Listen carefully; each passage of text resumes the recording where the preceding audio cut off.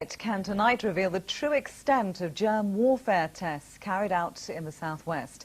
Government documents show much of North and South Devon and parts of Somerset were used for experiments similar to those conducted off the Dorset coast during the 1960s.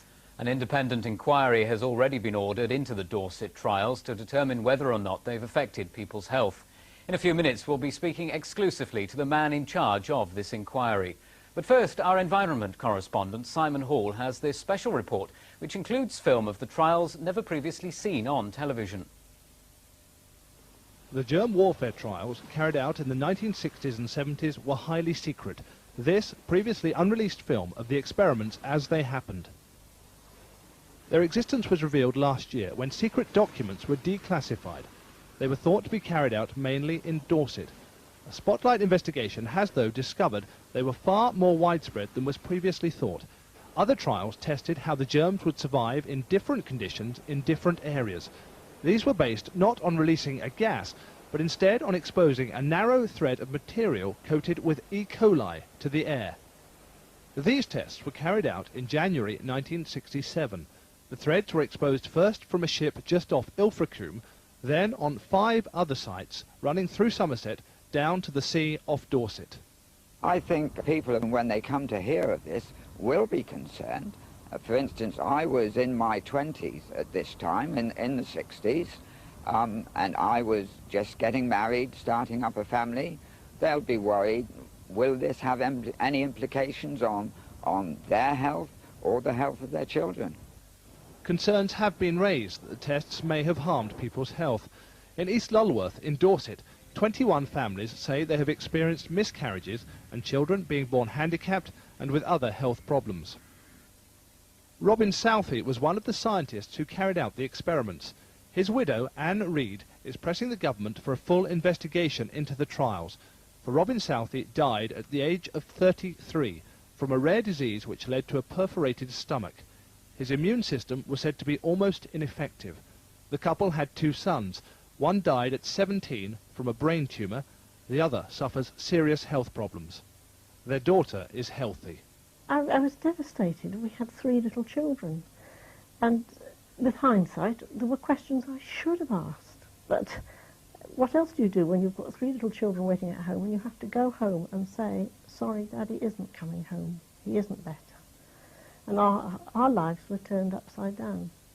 The government has always maintained the trials were safe. It says the germs used were naturally occurring and were treated to make sure they could not be harmful. It's a view supported by many experts. Well, health experts with the authority are looking all the time at the community and its health. And we've seen no evidence to date to identify any clusters of leukemia, any unusual health conditions which some people have said have been associated with these tests. The experiments were carried out at the height of the Cold War.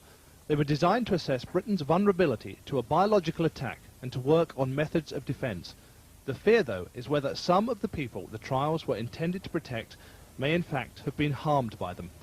That's a question that should be answered within the next year, for the government has said an independent safety review of the experiments will be carried out by a leading microbiologist. We've been told today that the man leading that independent inquiry into the germ warfare trials is Professor Brian Spratt, who's a microbiologist at Oxford University. Earlier, I asked him if he could reassure people that the inquiry would really have the muscle and the will to get to the truth. Well, I believe so. I'm an independent academic microbiologist. I have no links with the Ministry of Defence. I wasn't chosen by the Ministry of Defence, so I think my independence is assured. I shall be reading a large amount of technical information about the trials that took place in the 60s and 70s, and I shall be consulting widely, not only with medical colleagues and with perhaps people that were actually involved in the trials from Porton Down, as it was then called. I should also be asking for written presentations from people in the south of England that want to give me presentations. I should be coming down to the south of England and talking to anybody who wants to talk to me. So I hope it'll be a wide-ranging and open and fair analysis of the safety issues of those trials. Now, secrecy and delays with information have prompted much concern in the past. How swift and how open can this inquiry now be? Well, I've got access to all of the files that are available, and I should be receiving those very shortly from the Ministry of Defence. And I've been asked to come to some conclusions and write a report within a time frame of 6 to 12 months, and I hope it'll be closer to 6 than to 12. And the surprising information today that the trials weren't just in the Dorset area but beyond. Can you examine the other trials that we're now hearing about as part of your inquiry too? Well, I can't give you a categorical answer to that.